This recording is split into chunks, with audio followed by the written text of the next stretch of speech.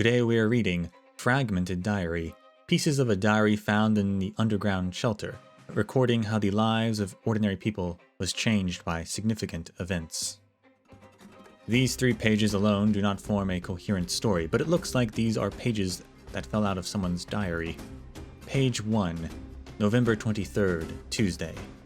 The boys and I have been walking around in this underground place for a few days now. Every night before bed, I would think to myself that a vagrant's life is not easy. I always had a bad attitude towards the vagrants in town, but who would have thought that I would have started vagabonding about? Alas, such is the winds of change. That darned fragmentum. Without it, I wouldn't have the need to move away from home. I hope I can find a shelter to sleep tonight.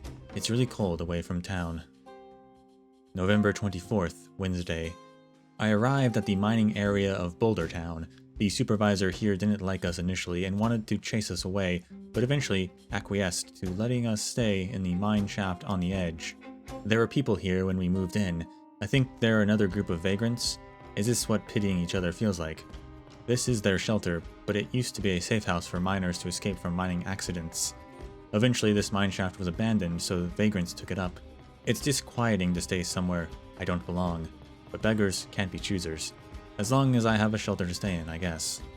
November 26, Friday. Day 2 of staying with this group of strangers. I'm starving, I have no strength, and it'd be useless for me to mine with a mining team. Besides, those people tend to discriminate the vagrants, saying we're doing more harm than good. I have never done anything shady. At most, I pick up trash to exchange for something to eat. Why would they look down on me? There is one nice guy in that team, though. Some guy called Steve, wearing the same battered blue shirt every day. He talks to me, so I talk to him. He said the team found the mother lode, but some punks went and harassed them, trying to claim the place for their own. Page 2, November 30th, Tuesday. I don't make much picking up trash, so I started helping the mining team with some odd jobs. I was a craftsman after all, so repairing the machine is not out of my league. Somehow or other, I fit in. That Steve guy is pretty swell. He kept me busy for a bit and started asking for me to join them in their drinking session. I think maybe I'll be joining the team next. It's all for survival anyway, and at least this is a setup. I had a look at the vein they found. It's quite something, no wonder people want it for their own. December 2nd, Thursday. Steve asked me if I would like to join their mining team, specifically to help them maintain the machinery. I said yes, as long as there's food. I'm very grateful to Steve. Unlike the others, he really takes care of me. Maybe later I'll save up a little to bring him for a meal in a nearby town together with those guys I traveled with. I heard there is a Goethe Grand Hotel in Boulder Town, and the owner's wife is a pretty good cook. Rumor has it that a miner's private shield stash got stolen. I reckon it was the gang of punks who did it, which sucks. Because of them, the mining team's attitude towards us has gotten worse these past 2 days. Page 3, December 5th, Sunday. Holy mackerel. I woke up to the sound of fighting between the gang and the mining team. I'd better keep hiding in this shelter. Apparently Wildfire was here and tried to mediate, but even they couldn't get the 2 sides to stop.